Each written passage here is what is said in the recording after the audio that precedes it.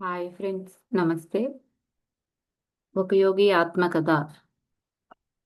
పరమహంస యోగానంద గారి యొక్క ఆధ్యాత్మిక జీవిత విశేషాలన్నీ కూడా మనం గత కొద్ది రోజులుగా తెలుసుకుంటున్నామండి.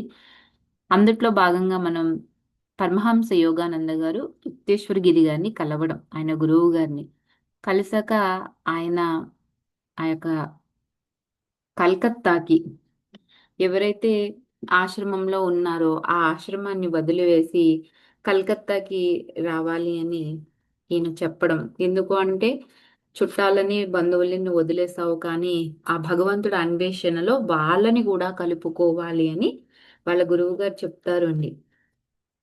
తర్వాత ఈయన ఆశ్రమాన్ని వదిలివేసి చక్కగా ఇంటికి రావటం, వాళ్ళ అనంత అన్నయ్య ఏదో ఒక కుట్ర చేసి మళ్ళీ ఈయన్ని ఈ యొక్క ఇహబంధాల్లోనే బంధించాలని చూస్తాడు.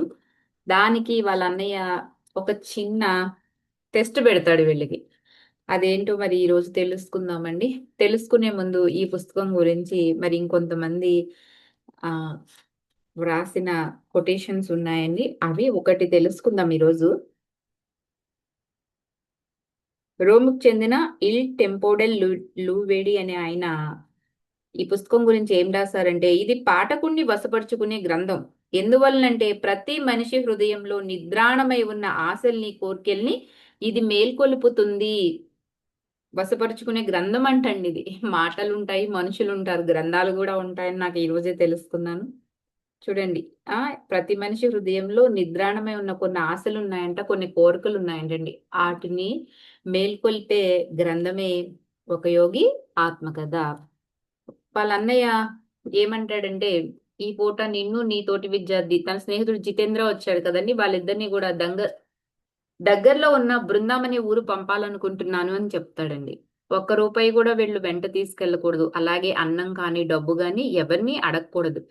వీళ్ళకి ఏ ఇబ్బందున్నా ఎవరికీ చెప్పకూడదండి. అలాగే తిండి తినకుండా ఉండకూడదు. ఎలాగోలాగా ఆ యొక్క భోజనాన్ని సంపాదించుకోవాలి.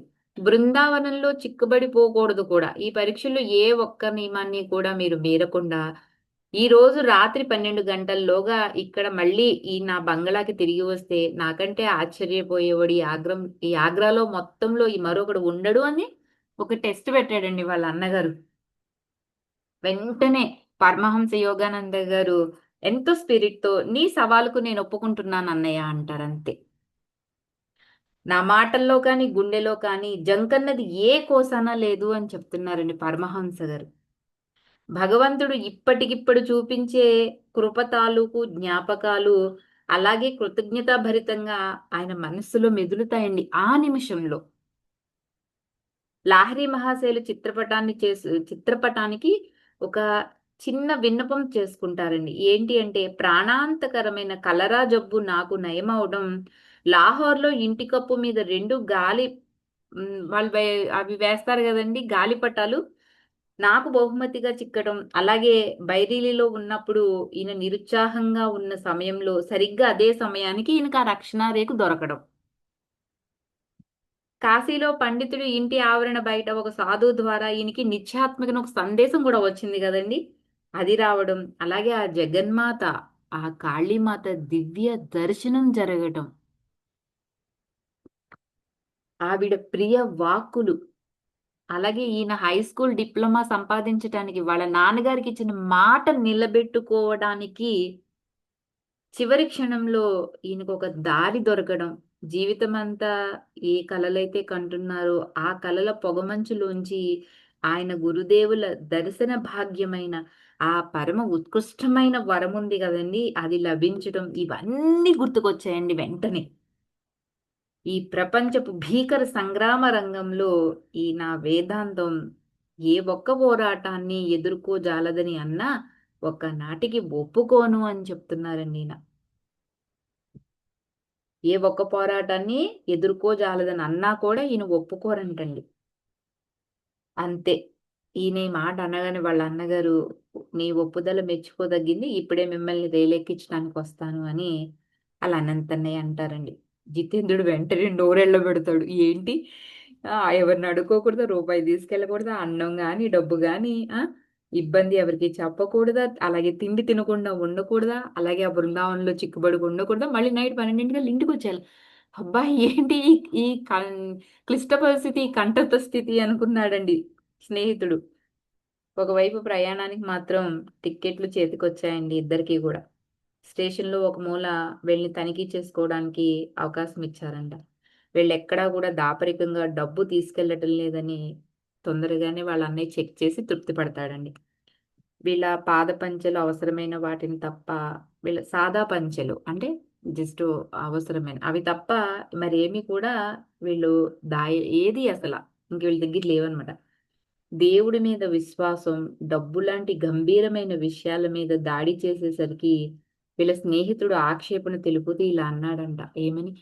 అనంత కాపుదల కోసం 1, 2 రూపాయలు నాకు దురదృష్టం ఎదురైతే అప్పుడు నీకు టెలిగ్రామ్ ఇయ్యగలుగుతాను అని అన్నాడంటండి అనంత్ అన్నయ్యని. జితేంద్రుడు మాత్రం ఒక్క 2 రూపాయలు ఇయ్యి, నాకు ఏదైనా కష్ట పరిస్థితి వస్తే నీకు టెలిగ్రామ్ ఇవ్వడానికైనా నాకు అవసరం అవుతాయి కదా అని. జితేంద్రులో నుంచి అంతే.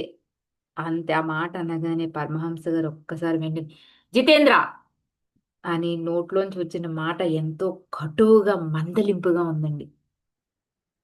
చివరి కాపుదల కోసం నువ్వేమైనా డబ్బు తీసుకున్నట్టయితే ఈ పరీక్షకి నేను రాను అని పరమహంస యోగానంద గారు కుండ బద్దలు కొట్టినట్టు చెప్పేస్తారు. డబ్బుల గలల్లో ఏదో భరోసా ఉంటుంది అని నేను కఠినంగా హెచ్చరించేసరికి జితేంద్రుడు ఇంతకు మించి ఇంక ఏమీ మాట్లాడలేదండి పరమహంస గారు అలా హెచ్చరించేటప్పటికి. అప్పుడు వాళ్ళ అన్నయ్య అనంతుడు, "ముకుందా, నేనేమి హృదయం లేనివాని కాను.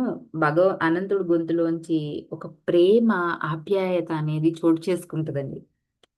బహుశా అతని యొక్క అంతరాత్మ మందలిస్తున్నట్టుందేమో అనిపించింది ఆ టైంలో పరమహంస గారికి. చేతిలో పైసలేని కుర్రవాళ్ళనిద్దరిని పరిచయం లేని పట్టణానికి పంపుతున్నందువల్ల కావచ్చేమో, లేతే మతపరంగా తనకున్న సంశయ వల్లనైనా కావచ్చేమో కానీ, అదృష్టవశాన లేదా భగవత్కృప వల్ల నువ్వు ఈ బృందావన పరీక్షల్లో కనుక నెగ్గితే, నన్ను నీ శిష్యుడిగా స్వీకరించి ఉపదేశమిమ్మని నిన్ను అడుగుతాను అని వాళ్ళ అన్నంత అన్నయ్య చెప్తాడండి. చూడండి ఫ్రెండ్స్, ఈ వాగ్దానంలో ఒక అసందర్భం ఉందంటండి. అదేంటంటే సాంప్రదాయ విరుద్ధమైన ఆ సందర్భానికి తగ్గట్టుగానే ఉంది. పెద్దన్న చిన్నవాళ్ళకి తల వంచడం అనేది భారతీయ కుటుంబంలో అరుదంటండి. పెద్దవాళ్ళు ఎవరు కూడా చిన్నవాళ్ళకి తల వంచరంట. చిన్నవాళ్ళు తండ్రి తరువాత అంత గౌరవము, విధేయత వాళ్ళ పెద్దన్నకే చూపిస్తారంట. కానీ నేనేమీ వ్యాఖ్యానించటానికి వ్యవధి లేదు. ఎందుకంటే వెంటనే వాళ్ళ బండి బయలుదేరబోతుందంటండి. ఆ రైలు బండి మైళ్ళకు మైలు సాగిపోతూ ఉంటే జితేంద్రుడు మాత్రం దిగాలు మొహం పెట్టుకుని మాట ఊసు లేకుండా ఒక మూల కూర్చుని ఉంటాడు. చివరికి కదిలే ముందులకు వాలి సున్నితమైన ఒక చోట బాగా నొప్పి పెట్టేలాగా ఒక గిల్లు గిల్లుతాడండి పరమహంస గారిని. భగవంతుడు మనకి తరువాతి భోజనం ఏర్పాటు చేస్తాడన్న సూచన ఏదీ నాకు కనిపించడం లేదు అని ఎంతో దిగాలుగా చెప్తాడు జితేంద్ర. అప్పుడు పరమహంస గారు ఏమంటారండి, ఓయి అనుమానం మనిషి, నిబ్బరంగా ఉండు. దేవుడు మనతోటే పనిచేస్తున్నాడు. అదేదో ఆయన త్వరగా చేసేటట్టు ఏర్పాటు చేయగలవా అని ముందు ఫ్యూచర్‌ని అంటే అక్కడికి వెళ్ళాక ఏం జరుగుద్ది అనేది తలుచుకుని కరకర ఆకలేసేస్తుంది అని చెప్తున్నాడండి. ఈయన కాశీ విడిచిపెట్టి యాగ్రాకొచ్చారు గదండీ వీళ్ళిద్దరూ గూడా. ఆ యొక్క తాజ్ సమాధి చూడడానికే కానీ, నేను సమాధి కావడానికి కాదు అని జితేంద్ర పలుకుతాడనమాట. ఇది ఇవాళది. తెలుసుకుందామండి మిగతాది. వీళ్ళు బృందావనానికి ఎలా వెళ్తారు? వెళ్ళాక అక్కడ ఏం జరిగింది వీళ్ళ జీవితంలో అనేది. థాంక్ యూ ఫర్ వాచింగ్ అండి. లైక్ చేయండి. మీకు నచ్చితే సబ్స్క్రైబ్ చేయండి. అలాగే మనం మానవులం. ఏదో ఒక తప్పు చేస్తూనే ఉంటామండి.